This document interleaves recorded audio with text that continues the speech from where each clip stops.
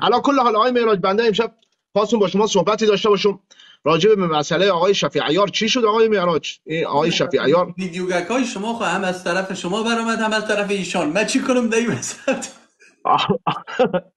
نه آخه جناب تعجب الهیاری از ویدیوش برآمد که میگه برو همراه شاگرد من که هر اگه اورش آقای بدیم معراج. ما. آقای معراج، شما که حالا شفیع عیار یک حرفی زد، ما از شما دیگه توقع داریم نه، که از ویدیوهای حداقل خودت صادق باشید. از ویدیوهای بله، خودت که گذاشته بودی من دیدم. مگر من خودم با شما صحبت نکردم همون شب؟ چرا؟ ویدیویی که شما گذاشته بودی که جناب شفیع عیار را گفته کم مانده، شما ویدیوی کامل شمانده در همون ویدیو خود مگر جناب علیاری نگفته بود برو با شاگرد من؟ بعدش دو تا گزینه دیگه هم داده بودک. خب گزینه‌های دیگه‌ش دو...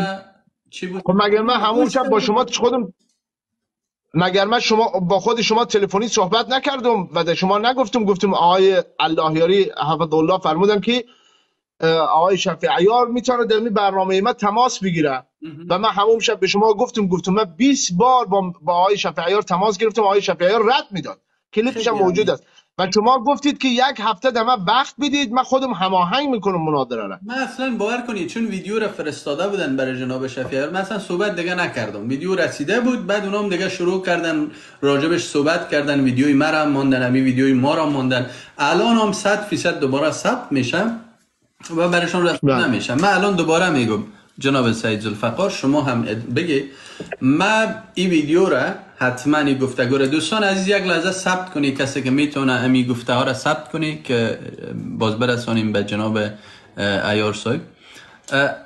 دوستان جناب سید ذوالفقار عزیز، اگر جناب سید علایاری شما حاضر هستند که با جناب شفیع عیار مناظره داشته باشند، خودشان یک ویدیو درست کنن، یک وقت را بیان کنن که جناب آقای به اصطلاح خود جناب علایاری ویدیو را بگذارن، بگن آقای به عیار اینی روز من لایف هست و میتونی بیایی یا شما کی لایف هستی که من بیایم.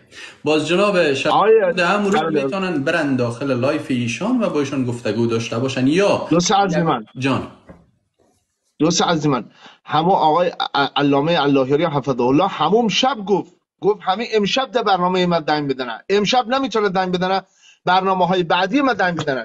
شما نگاه بکنید، ایشان این صفحه خود شفیع عیار است. ببینید این شماره تلفن آقای شفیع عیار است. خب که من همون روز دیشان سلام علیکم نوشتم نوشتم بنده سیدرالله موسوی هستم، آیا امشب وقت دارید در برنامه زنده فخر شیعه علامه اللهیاری حفظه الله تماس بگیرید تا در موضوع مناظره و شرایط با ایشان صحبت بکنید. لینک برنامه رو براش فرستادم. خب بعد اینجا براش نوشته کردم این لینک برنامه علامه اللهیاری حفظه الله در یوتیوب است. خب این هم شماره تماس واتساپ ایشان.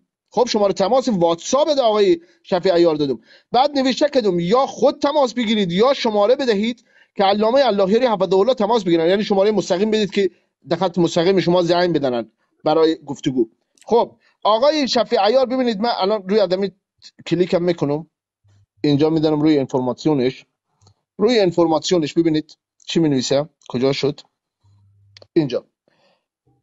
5 یولی ساعت 18 و 4 دقیقه من گذاشتم براش، خودش هم پیام خواند ولی حتی یک پاسخ نداد که آقا بگه که عرضم به خدمت شما باشه یا نه، یا خود آقای اللهیاری با من تماس بگیره. ایشان در عوض چیکار کردن؟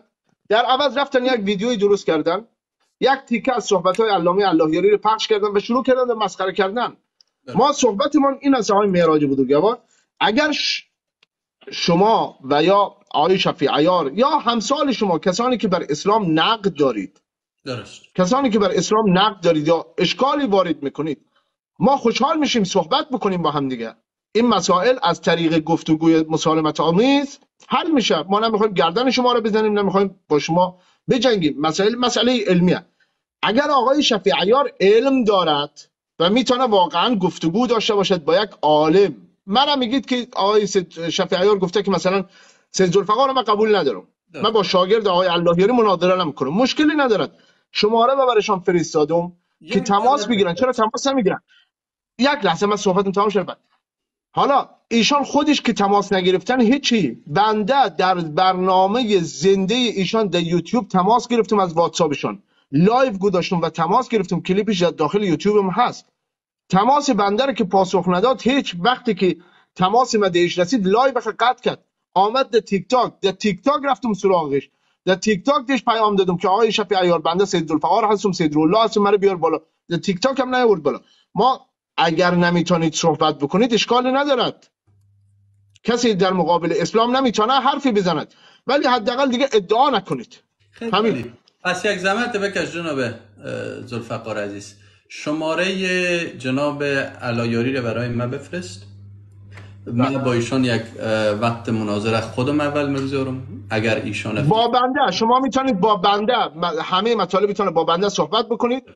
بنده میتونم شما رو بس بکنم با آقای اللهیاری، هیچ مشکلی نداره. در برنامه زنده میتونم شما رو بس بکنم. میگم جناب سید ذوالفقار عزیز، شما میتونی با جناب علایاری راجع به مسائل چند مضمونه به شما میگم برشان برسانی. میخوای راجع به کودک همسری باشه، میخوای راجع به اصطلاح امی که چرا یک کنیزداری در اسلام باشه، میتونه راجع به حقوق کلی زن در اسلام باشه، شما میتونی راجع به این موضوعات با ایشان صحبت کنی. یک انتخاب کنن ما میاییم از قرآن، از تفسیر قرآن، هیچ مشکلی نداره، از تاریخ اسلام و با ایشان میشینم اگر وقت داشته باشن یک گفتگوی دوستانه داشته. هیچ مشکلی نیست آقای معراج، هیچ مشکلی نیست. در برنامه زنده من لینک برنامه زنده ایشان رو بر شما میفرستم. شما میتونید همون لحظه در واتساپ به بنده تماس بگیرید، من شما رو وصل میکنم به آقای اللهیاری در برنامه زنده. هیچ مشکلی نداره. داشته باشن ولی که بشینیم صحبت کنیم. نه، در لایو زنده هیچ مشکلی نداره. در لایو میتونید تماس بگیرید، هیچ مشکلی نداره. هیچ کدام حرفی نیست. ایشان همیشه خدا الحمدلله شیعه همیشه آماده است. بسیار عالی. شیعه همیشه آماده. و هیچ مشکلی نیست. جناب شفیع عیار گرامی، خودم در لایفشان اگر دمی شب و روز لایف گذاشتن، میرم برشان میگم همه اونو لینک بر من بفرسته، تلفن جناب علایاری را که بتونم من برشان میتونم در لایفش میرم برشان میتونم که با جناب علایاری مستقیم تماس بگیرن و یک قرار بذارن که در لایف. اصلا آقای شفیع عیار هر وقت لایو آمد شما رفتید بالا، در بنده اطلاع بدید که من خودم بیام بالا با آقای شفیع عیار شخصا صحبت بکنم.